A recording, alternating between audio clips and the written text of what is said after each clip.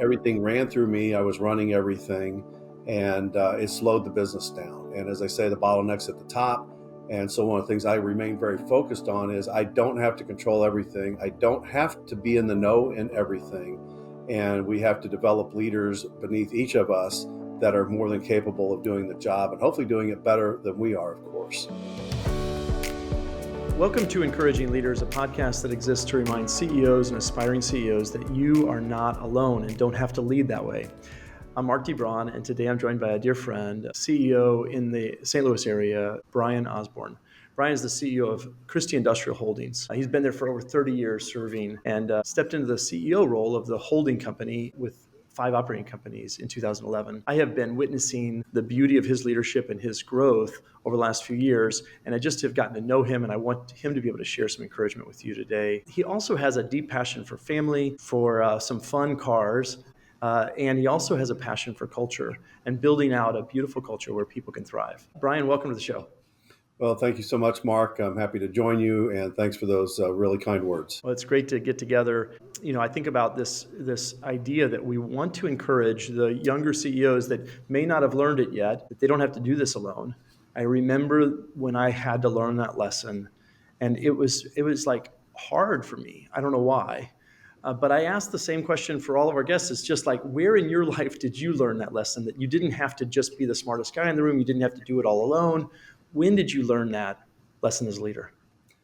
Well, I think there were 2 instances, and I'll speak to one to begin with. And I had been president, I guess I became president of my first business unit in 2004. And so for 7 or 8 years, I had been president of one or more business units, eventually president of each one of the business units. And it was clear to our owner that the expectation on my part was that I would have the opportunity to become CEO of the holding company, or the corporate CEO, if you will. But that time hadn't really been defined, and I was plenty busy and challenged in the current roles that I was in. But becoming the CEO in 2011 happened very quickly and at a fairly unexpected time. And at the time, I was highly confident that I was both ready for the job. And since I had worked for that individual for several decades and sat in the office next to him for 15 years, I thought I knew what it entailed. However, I couldn't have been more wrong. I estimate that at least half of what the job of CEO of the organization as it was then, and it's expanded a lot since then, I didn't have any idea that those tasks or duties even existed. And that doesn't even include all the other tasks that I knew about in terms of, development of new growth plans and cultural development, dealing with changing political and tax realities, audits, people issues, you name it. And so given the fact that I was also still doing all of my old jobs and the new one, it became clear that I did not have the time or skills to accomplish everything by myself. Yeah, that was in 2011 when you stepped up above the operating president roles. What you mentioned a second one. What's the second one that comes to mind? So the second one was that fast forward to about 2015, and I was working and traveling globally nonstop. I could also tell that we were at a crossroads because the business, we were hitting a lot of roadblocks that were impeding our growth. And it was a real issue for me. And Mark, as you know, I've been a long-term member of and a big believer in the Vistage program. And so I took this as an issue to my group. And I was very clear. I wrote up there, I said, no, nobody should spare my feelings here. I have big problems. I don't know what the solutions are. And I need you to hit me right between the eyes and tell me what I'm missing and what I need to do. And we did. We spent 3 or 4 hours on that issue. I got a tremendous amount of feedback that filled an entire front page of a binder. And so the feedback was substantial, and it took me over 2 years of dedicated work. I shared that with our owner, and I had his full support, which is very important in any leadership journey, is to have the support of your boss or your supervisor. But the core of it was that the problem was I was the bottleneck. Everything ran through me. I was running everything, and it slowed the business down. And as I say, the bottleneck's at the top. And so one of the things I remain very focused on is I don't have to control everything. I don't have to be in the know in everything. And we have to develop leaders beneath each of us that are more than capable of doing the job and hopefully doing it better than we are, of course. Yeah. And so nearly 10 years later, this has really worked. I'm no longer the president of any of the business units. That took quite some time to get done, and it's worked well, and we're not relying on just one person. So for the shareholders of the business, it's much safer for them because the business should continue to tick along just fine. Well, I love that one. It's so cool. I love both of those examples. The glass ceiling, the ceiling that you get to at a certain growth level, you can feel it. And you were describing basically, I've got problems that are bigger than my current leadership right now. The structure and systems that I'm using to lead are not working. And so you were able to have a place, a space, a community where you could actually bring that problem to them and honestly ask for them to just poke holes, tell me where I'm missing, give you blind spot checks on where you're not seeing the solutions. And they did it out of care for you. You listened, and then you started to take action on that. I just love that. It doesn't matter where we get to in life. Whenever we get to a stuck position, it just means that we don't have the systems or the support systems or the people in our life or whatever it is that can get us past that. And so openly ask for feedback and then listen. And that's what you did. And So implement, I would say. I mean, I'm sure, Mark, that many times you've had an individual in your life that either was seeking help but never took the advice, or they didn't think that they needed help, and that can be a real tough nut to crack, so to speak. But if you know you're stuck, or you're not getting the results that you would like to have, or that your owner, if you happen to be in a hired gun relationship, would like for you to have, you need to seek out wise counsel, but then you need to do something with it. And if you're not going to do something with it, then you shouldn't waste your time or theirs. yeah, well, I love that. Thank you for sharing it.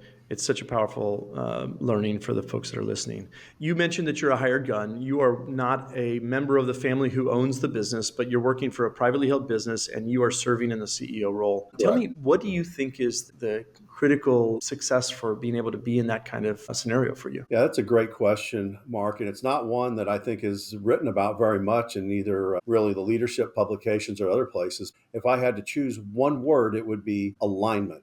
There must be alignment between the owner, or if it's a board driven or some other larger organization, there must be alignment between the overseeing group, those that are writing the checks, and the hired gun. And that has to come first, because if you don't have that and you are going in different directions, it creates a tremendous amount of friction in the business that is visible to everybody. And that slows down progress. And eventually, if that goes unchecked, that hired gun is going to have to leave the business, either voluntarily or involuntarily, because you must be aligned. And I mentioned, that I come into the CEO role kind of unexpectedly. And at that time, our owner just stepped away from the business and we had very little interaction.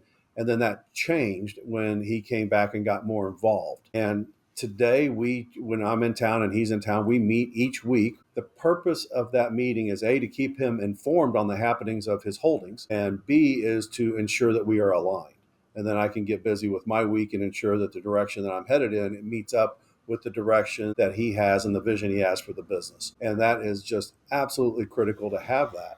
Simply being aligned around what the goals and expectations are is absolutely critical. For instance, if you are really interested in culture and you want to commit a lot of the company's resources to driving culture initiatives, but your shareholder has no interest in culture, you're not going to be successful. And it might mean you need to leave that role and go somewhere else because you may not win that discussion. Yeah, it's such a good way to think about it. Alignment with relationships, basically the health of your relationship as a hired gun with the ownership group or person is absolutely critical to the success of the business and to success of your role as a CEO. Let me say one more thing on that, Mark, and that is, when we talk about alignment, that is not like a dictatorial relationship in either direction. It is one that should be collaborative and should be filled with debate and argument. And I mean that by healthy debate and healthy argument. When I was growing up in the business and he was running it, we'd get in verbal, loud, and direct disagreements in conferences and meetings to move forward. So today we do that behind private doors, but we may disagree about something for quite some period of time while we're working towards the right solution. But once we come to that, now it's implementation time, and we speak as one voice to move forward. And that's just absolutely critical in that hired gun role. Yeah. Well, I think it's so powerful, the willingness to go to whatever length necessary to be able to maintain solid relationship. And like you said, it's a relationship, not a dictatorial, It's not one-sided. Being willing to have healthy conflict in a respectful Right. manner is what I'm hearing you describe. Right. And then I'm also hearing you say committing to healthy rhythms that actually work for both parties, that you can actually maintain and check for alignment and make sure that you're adjusting quicker and more quickly on the strategy. Making sure that the desire the owner's business wants to see in the world and what vision he has for that business. And then he needs help. He's asking somebody to come in and help him build that vision. And so understanding that vision, helping clarify that vision, making sure that you're aligned on that vision, and then being able to execute Yeah, is, and the chairman role and the CEO roles, in my opinion, are two different roles and have two different purposes and functions. And I think obviously he and I have worked for decades together. He understands the chairman's role. I understand the CEO role. They do intermix every now and then, but in general, it works very good. And I think that's a healthy situation for any organization because they work at different levels. The chairman role should be working at a higher elevation than the CEO role should be. And I know oftentimes in some organizations, especially owner-led organizations, they serve as one. But now that individual's doing two jobs versus. yeah. Well, I think you're doing that at a world-class level. I get to see a lot of businesses around the world, and your commitment to that, your refinement of that, your willingness to lead with humility in that, I just think it's really powerful. And I know it's really going to be hard to convey to the listeners how much of your role, how much work that is to make sure that that's healthy. And then doing the CEO role downward with clarity and purpose. It's such a powerful thing. I think you're right. We don't spend a lot of time on it. If you just bring it down to somebody below it, a leader at any level doesn't have a lot of teaching on how to manage up. Right. And really, there's just not a lot of classes on it. It's like, well, what do you mean manage up? Well, you have to maintain solid relationship to whoever is the leader that you're working for. It doesn't Right. matter if you're working for an owner or working for a plant manager. And I had to learn that, but I had to then understand what it takes to maintain healthy human relationships. So really cool. It's interesting when we formed an advisory board, and we could talk all day about that. But when we were interviewing candidates, one of the candidates that joined us for a few years, his name was Mike DeCola, tremendous CEO with Mississippi Lime and their parent company, very similar situation to our own. Yep. And we interviewed him, and I asked him, what's one thing you require of me for you as a board member and for me as a CEO? And he said, no surprises. And I've never forgotten that. And I've really tried to apply that to my relationship with our owner in terms of if I think there's something going either good or bad, just give him a quick text, give him a quick phone call. And that was something I never really thought about. It was great advice from Mike, along with just a whole host of other great pieces of advice he's given me over the years. And so just remember, I don't care what level you're working at, is don't spring surprises. Sometimes they happen, but most of the time you can see them coming. Give people a heads up. Yeah. I love the target of no surprises and the fact that it's not easy to get to. Anytime you see a surprise, whether it's in a firing or a hiring or a cash flow issue or anything, anytime somebody is surprised, it has the potential to distract from the positive relationship that you have. And so Correct. If you're aiming for no surprises and you communicate that, then you can acknowledge when you miss, apologize, and clean it up. I just had a surprise. We just hired, we had grown the business to the point where we were ready to hire a COO and was preparing the team and had done a great job. So nobody on the team was surprised, but I hadn't had the conversation with Melanie, my wife, who's a business partner of mine, and she was ready. She said, go. And then one of the possibilities I started to share would impact her role that she does for the business. And she was surprised by it. And that's all it takes is a surprise. And so it took a little bit of listening and making sure that I could hear that I messed up on the surprise, and then we could clean it up and move forward. And Right. so I'm a hired gun for her in this business, so it's pretty good. I love Yes, that. you Okay, so talk to me about culture. You have invested heavily in culture. Why have you done that, and what is behind that? Why do you care? Well, I guess twofold, going back to, really the relationship with our owner, way back when, long before he bought the business, our mission statement had been around, and that's to make our labor a pleasing offering to the Lord while enriching families and society. But the problem was it really didn't extend very far into the organization, and it hadn't been built out in terms of kind of what's in it for me as an employee of Christy, or what's in it for me as a supplier to Christy, or what's in it for me as a customer of Christy, really our overall stakeholders in the organization. And so, again, a list of those items that came from my Vistage group was, you really have to be able to build out and scale. And part of that includes your culture. It's just not your business processes, but one of them is your culture. What type of person should belong to Christy and what type of person maybe would be happier somewhere else? And what are our guidelines? We tend to be very hands-off with the way we run the business. We have policies and procedures and handbooks and things like anybody. But basically, if you've ever taken a young child to the bowling alley and you put the little blow-up guards in the gutters and you bowl, it's like the purpose is to keep the ball between the gutters and it goes down, hits the pin, and everybody's happy. Well, in our business, the way I look at it is our culture are basically the gutters, and they have blow-ups. It's like, I don't really care how you get down to the pin. You can determine that, but you have to keep it between the gutters. Yeah. And that's our culture. This is who we are, what we stand for, what we will and what we will not do. And that wasn't particularly clear in our organization. We had a mission going back, but we took from building upon that building block, but we try to filter our actions and what we're doing, through our culture. And we've tried to build out and be extremely intentional. I would say it's the hardest thing I've ever implemented. Mm-hmm. I implemented ISO 9000 when that was the new thing way back when, and I thought that was difficult, and that was a cakewalk, because here you're really having to form and get into the way people think and feel about your business and who's going to belong and really who isn't going to belong. It's not that you're deselecting them, but you want people to really be able to dig into what they're doing while they're part of your business. And, part of that for us is helping people to achieve their dreams. Kind of came out of, our Dream Manager program in terms of how can you expect people to get excited about your big dreams and goals for your organization if they don't really know how to dream or set goals for themselves, let alone to be able to accomplish them. So really trying to come alongside, I've used that word alignment before, but come alongside them. And if they're interested, this is totally voluntary, is like, we have all kinds of tremendous resources here at Christy. And most of our people, especially our leadership team, loves nothing more than to engage with an individual to help them along their growth path, be it at home in person or whether it's something in the business. So much there. So the culture was for people from the beginning. The mission, I hear a faith-based mission, which is, make our labor a pleasing offering to the Lord. There's a lot of inside baseball talk there. If you happen to be inside of the Christian faith, deep doctrinally or other, you could say, I understand that and I can go. But if you come from a different background, a diverse perspective, if you came from a different denomination, you might not know what that means. And so you had to clarify that. Yes, absolutely. And get it to the point where it was not inside baseball. So you actually had your own conversation and be able to point back to it. And that work is not easy. Right. And that's what I hear.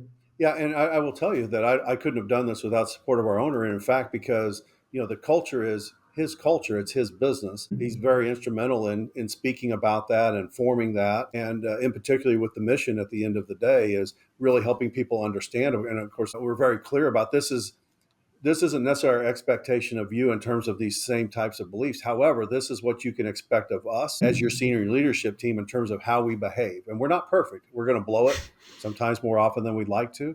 But this is what you can expect from us and expect from our behavior, and how we're going to process difficult decisions through the business will be done in accordance with our culture. Yeah. Well, I love it. It's basically writing down the values and the behaviors and then coming back to them and being held accountable as leaders to be able to operate as that when we're not operating inside of that framework, that they can call us on it. And I've seen you be willing to be called out by your team. They can say, hey, Brian, that is not aligned, and you will listen and see where you need to move and then move according to the values of your culture. So I just think you're doing that at a very high level. The industrial market is not the place where those soft, touchy-feely kind of things are normally found. And so you're running a heavy industrial. It has high autonomy. You said that. You want people to be able to still make decisions and move. And the culture is one where it needs that. Right. People to be able to be smart and capable on their own. And you don't want to over micromanage. And so doing that is worth it. If we don't write down actually the values of the ownership group that I also happen to match with and align with, if that's not aligned, and then if we don't actually go out and build those systematically into the daily rhythms, the weekly rhythms, the how we hire, how we fire, how we teach, how we train, how we onboard, all the things, it doesn't work. And so it's a powerful lesson. I love that it's a challenge. When you've been going through that, if you think about your own personal learning, as a leader, what's been one of the deepest learnings that you've had personally?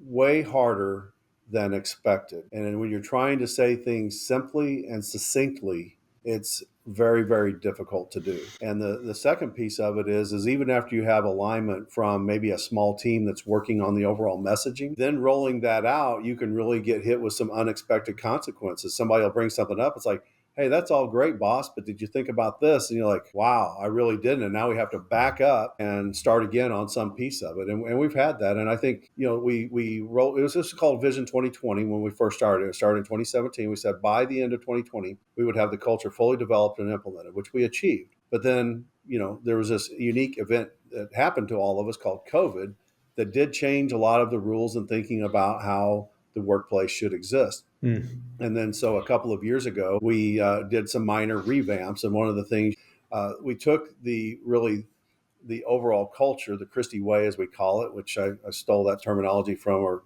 mutual friend, Justin Woodard, their Woodard Cleaning and Restoration from the Woodard way. What we said was they were all aspirational goals, and we turned them into action goals. So, for instance, now have goals on our wheel behind me that say things like, we listen, we act safely, we give, we pursue dreams, etc. Whereas before they would say things like, under we give, we have our 501c3 called the St. Nicholas Fund.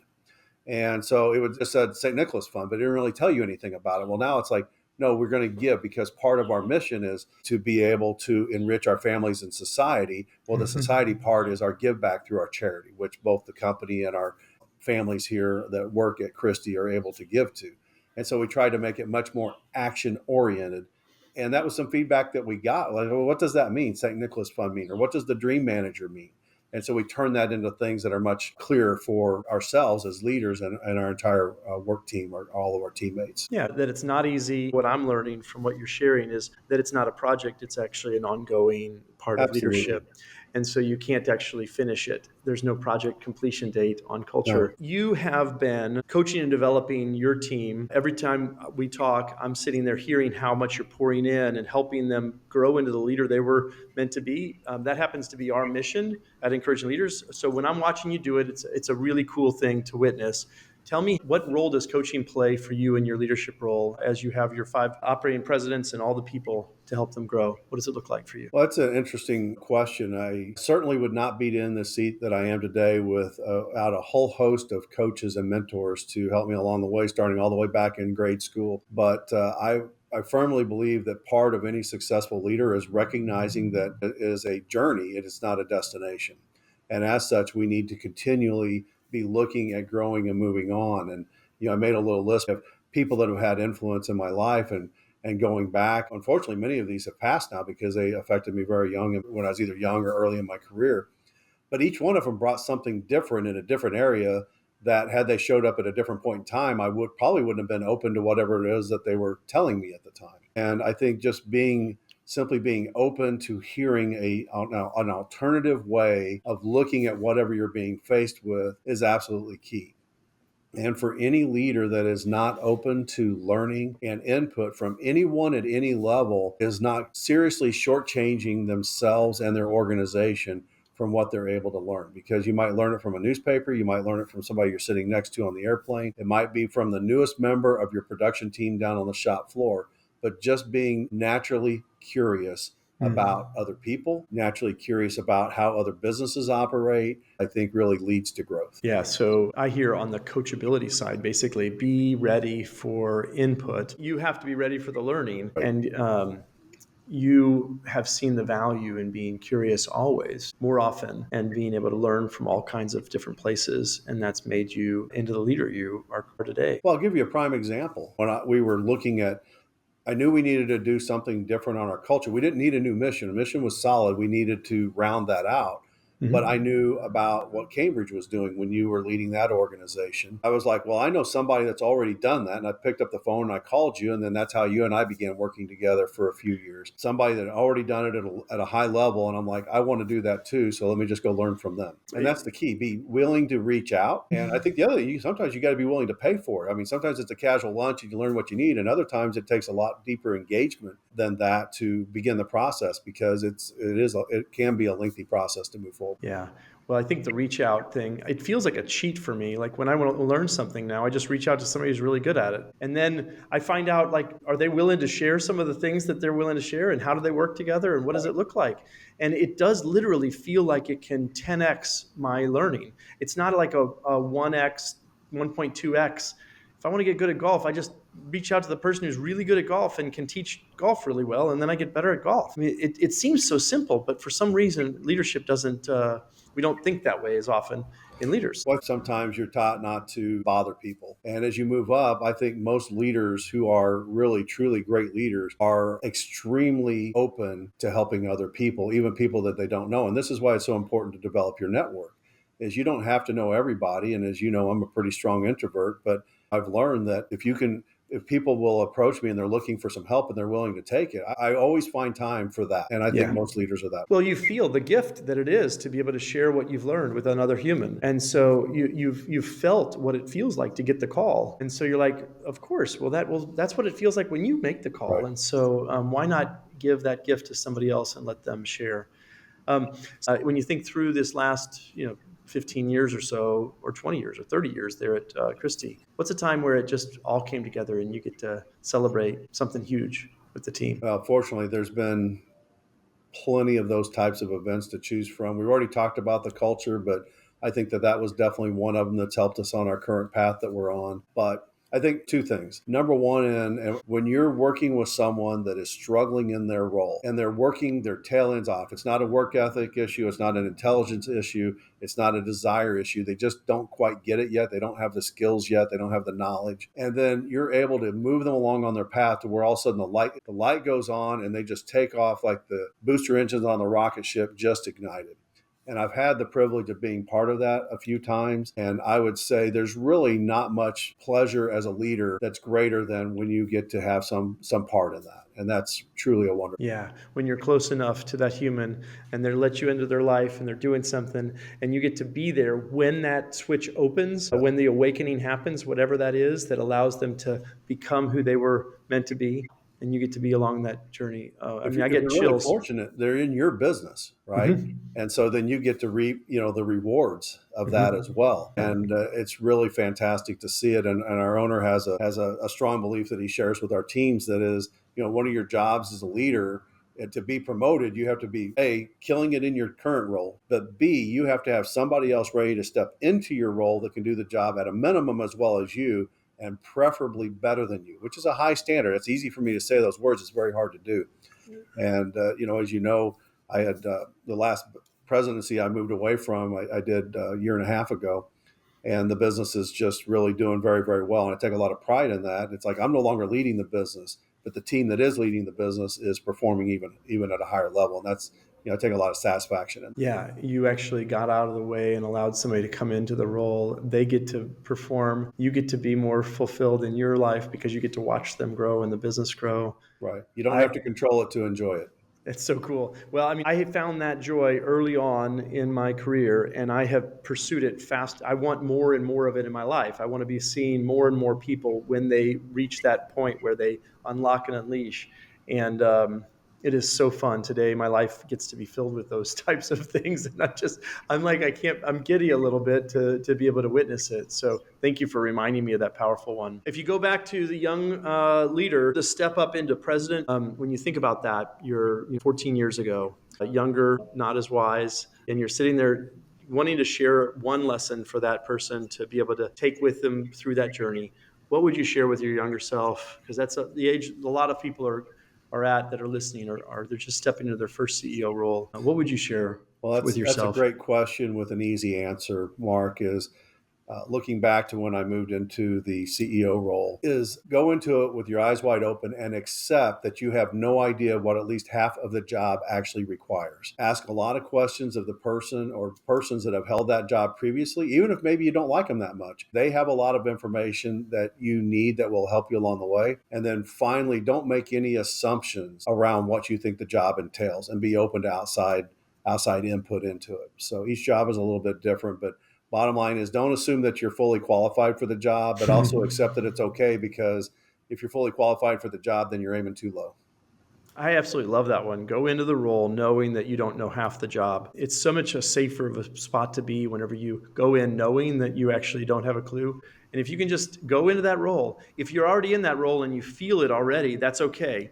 The next step is ask for help and become very curious and listen like your life depends on it or your role depends on it, so that you can learn and grow from there. Brian, I'll add one more people thing need that too. Saying that you don't know half of what you need to know to do the job, but the job is hard. Okay, nobody steps into these jobs, and there's certainly people way more gifted, a lot more intellect than I have. However, anybody that's serving as a CEO or in a true leadership position, they're not doing it part-time. This is a full-time plus job, and it's going to require a whole lot of work. One of our presidents loves to talk about grit, and that's what it takes. I mean, as a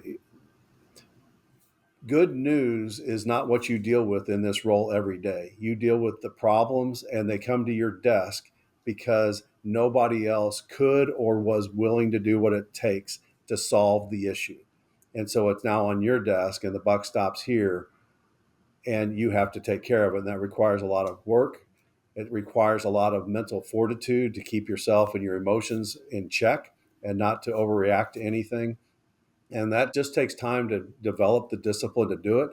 But coming into this role, accept that that's going to come and accept that every knock at your door is probably not great news, and be thankful when it is. Yeah, don't underestimate the difficulty of the job. Get yourself prepared for that mentally, emotionally, and then ask for a lot of help so that you can get through it with to the other side. It has been a delight to get to know you, to your whole company. I so appreciate you being able to speak into these leaders that listen. And if you're listening today, and you are a CEO or aspiring CEO, and you want to know more, you can reach out to Brian. He's on LinkedIn. You can reach out to me at encouragingleaders.com. Set a 15-minute call. We'd love to meet you and encourage you in any way possible, just to be able to keep going and to let you know that you don't have to do this alone.